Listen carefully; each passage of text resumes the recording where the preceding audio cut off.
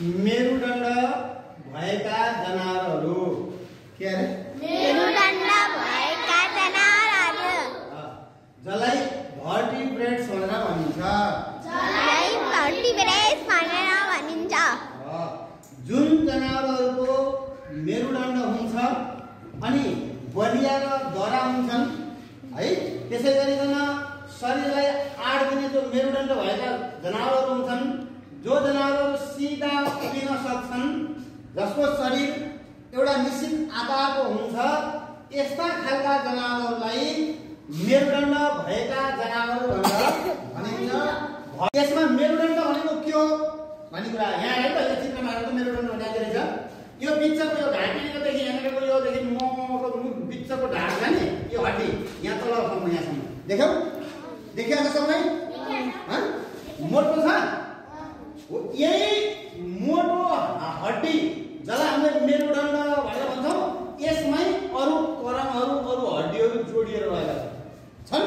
नजिकबाट हेर त, ल है नजिक टाढाबाट देख्दैन, नजिक आयो आएर अब देखिरहेका छन्, ठिक छ। कोही हेर यो घाँटीबाट यो मोटो बिचको छ नि हड्डीको हड्डी मेरुदण्ड, जसको आकार यस्तो प्रकारको हुन्छ। यहाँ खाप एकदम यस्तो के अरे खाँचा खाँचा मिलेर गरेर जस्तो चाहिँ हलिडी हल जता मोटी मोड्नु मिल्ने खालको होइन, पिएचडीले जस्तो के हेर त यहाँ यो हेर यो यति लामो छ नि, डाँबाट यो जस्तो देख्नु भने यो के हो?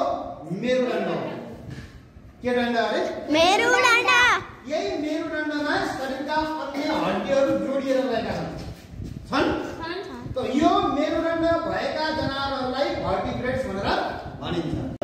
जुन जनावरको बीचमा यो रेडको हड्डी हुन्छ अथवा मेरुदण्ड हुन्छ, हामीले ढाड पनि भन्छौँ। ढाड हुन्छ, ढाडमा एक नम्बर माथिको ढाड, यो हड्डी हुन्छ। यो हड्डी भएका जनावरलाई के भनिन्छ? भर्टिब्रेट्स। के भनिन्छ अरे? भर्टिब्रेट्स। भर्टिब्रेट्स भनिन्छ। अनि यी जनावरलाई कसरी चिन्ने त? खोलेर ढाड हेर्ने कुरो त भएन, त्यो मेरुदण्ड हेर्ने कुरो त भएन। कसरी चिन्ने त यसलाई? छामेर पनि चिन्ने। अरू यिनको विशेषता झट्ट हेर्दाखेरि कसरी चिन्ने त भन्दा यी बलिया हुन्छन् र दरा खालका हुन्छन्, स्ट्रङ हुन्छन्, बलिया हुन्छन् है। यिनको मेरुदण्ड शरीरलाई मेरुदण्डले आड दिएको हुन्छ, अड्याएको हुन्छ। अर्को यिनी सिधा उभिन सक्छन्, यसरी गोलाकार सकिन्छ, सक्छौ नि होइन? अनि गोलाकारले यसरी सतर्क गरेर खडा गर्न सक्ला? सक्दैन। सिधा उभिन सक्छ? सक्दैन। किन सक्दैन? किनभने गोलाकारको मेरुदण्ड हुँदैन। हाम्रो मेरुदण्ड छ, यस्तो मेरुदण्ड छ, त्यही भएर हामी सिधा उभिन सक्छौँ, बहन सक्छौँ, या है जस्तो पनि गर्न सक्छौँ त होइन? ल सिधा उभिन सक्छन्। शरीरको आकार निश्चित प्रकारको मान्छेबाट यस्तो हात खुट्टा भएको एउटा आकार गोलाको पनि सधैँ एउटै खालको तरिकाको देखिँदैन, कहिले बाङ्गो कहिले गोलो जस्तो पनि हुन्छ। ठिक छ, यति कुरा बुझ्यो? क्लियर? मेरुदण्ड भन्ने चाहिँ हो त अब यहाँ पनि दिएको छ, यहाँ पनि दिएको छ हो, यो भाग यो मेरुदण्ड।